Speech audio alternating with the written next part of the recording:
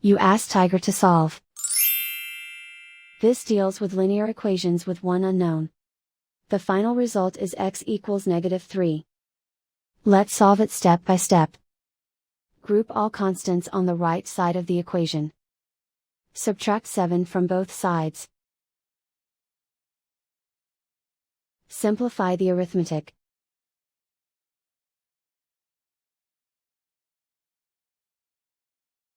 Isolate the x. Divide both sides by -11.